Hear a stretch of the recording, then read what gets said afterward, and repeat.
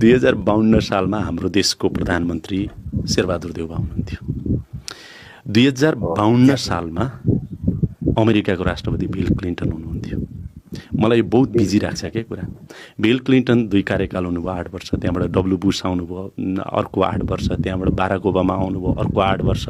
24 वर्ष गएर ट्रम्प आउनुभयो, होइन त? ट्रम्प आउनुभयो, त्यहाँबाट 4 वर्ष। बाइडेन आउनुभयो, अर्को 4 वर्ष। 30 वर्ष भयो।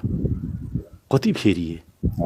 क्लिन्टन कहाँ छन्, ओबामा त्यतै छन्, डब्लु बुश त्यतै छन्, रमाइरहेछन् नि। अस्ति मैले बिल क्लिन्टनको एउटा फेसबुकमा हेरेको थिएँ, कहाँ त्यो बर्गर लिन कि कता गइरहेको देखाएको थिएँ। कोही पनि छैनन् सुरक्षाकर्मी।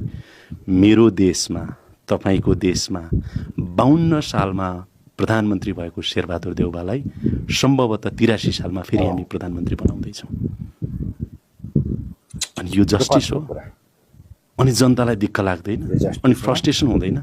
ल, मैले शेरबहादुर देउवाको विरोध गरेको नि। शेरबहादुर देउवाको आँखामा यो मुलुकमा काया पलट गर्ने त्यो सपना अझै जीवित होला, या 5 पटकको 6 पटक 6 पटकको 7 पटक बन्ने होला?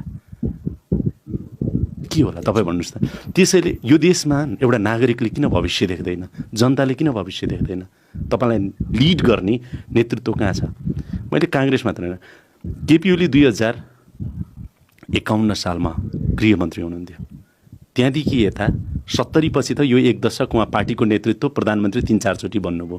प्रचण्ड 30 वर्ष उता पार्टीको अध्यक्ष भइराख्नु भएको छ, होइन? माधव नेपाल भइराख्नु भएको छ, झलनाथ खनालको चाहन भनेपछि उहाँहरूले अहिले पनि नेतृत्व गर्ने उमेरको कुरा होइन। मैले फेरि 60, 70, 80 जेसुकै होस् उमेर, त्यो नम्बर हो।